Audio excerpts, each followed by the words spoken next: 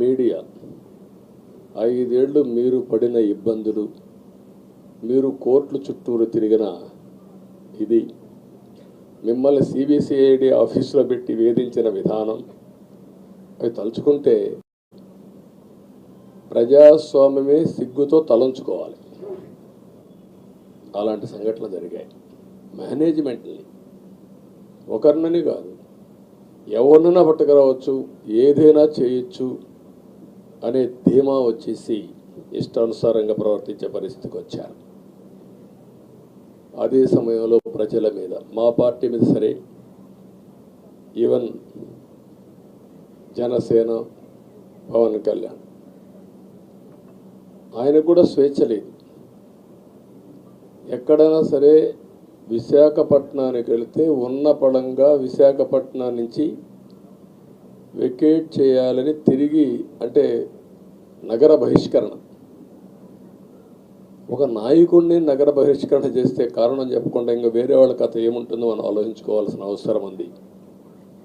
కేసులు పెడితే ఎందుకు పెట్టావు కేసు అని అడిగితే దానికి సమాధానం చెప్పకుండా ముందు నిన్ను అరెస్ట్ చేస్తున్నాం, తర్వాత కేసు డీటెయిల్స్ ఇస్తూ ఉంటారు. ఇలాంటి చాలా జరిగాయి. ఇవన్నిటికీ పరిష్కారం కోసం ఈరోజు మనం చూసిన తర్వాత ఇది మాకేదో అధికారం అని మేము అనుకోవడం లేదు, ఒక బాధ్యత. మేము పాలకులమే కాదు సేవకులం అని చెప్పి నినాదానికి శ్రీకారం చుట్టారు. ఇవన్నీ గుర్తుపెట్టుకొని పనిచేస్తాం. నేను చాలా స్పష్టంగా సూపర్ 6 ఇచ్చాం. అదే మాదిరిగా ప్రజాగళం ఎన్నికల మేనిఫెస్టో ఇచ్చాం. ఇవన్నీ కూడా ప్రజల్లోకి బాగా వెళ్ళాయి. ఒక హోప్ క్రియేట్ అయింది. ఇవన్నిటి ఫలితాలే నిన్న వచ్చాయి.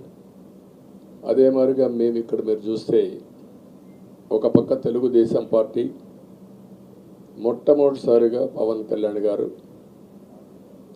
ప్రభుత్వ వ్యతిరేక ఓటు చేరడానికి వీలు లేదు, ఈ రాష్ట్రంలో మళ్ళా ప్రజాస్వామ్యాన్ని కానీ ఈ రాష్ట్రాన్ని కాపాడుకోవాల్సిన బాధ్యత ఉందని చెప్పి ముందుకొచ్చి ఈ యొక్క కూటమికి బీజం వేశారు. వారిని మనస్ఫూర్తిగా అభినందిస్తున్నాం. ఆ తర్వాత బీజేపీ కూడా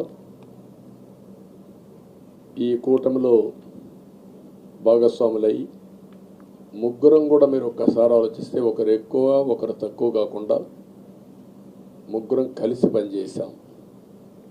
బేషిజాలు ఎక్కడా లేకుండా మేము ఏదైతే చెప్పామో ప్రజలు గెలవాలి, రాష్ట్రం నిలబడాలి, దీనికోసం పై స్థాయి నుంచి ఢిల్లీ నుంచి వచ్చినటువంటి బీజేపీ నాయకులు కానీ, ప్రధానమంత్రి అమిత్ షా గారు కానీ, ఇక్కడుండే పవన్ కళ్యాణ్ కానీ, తెలుగుదేశం పార్టీ కేంద్ర నాయకత్వం నుంచి కింది వరకు అందరం కూడా ఒక ట్రూ స్పిరిట్తో పనిచేశాం.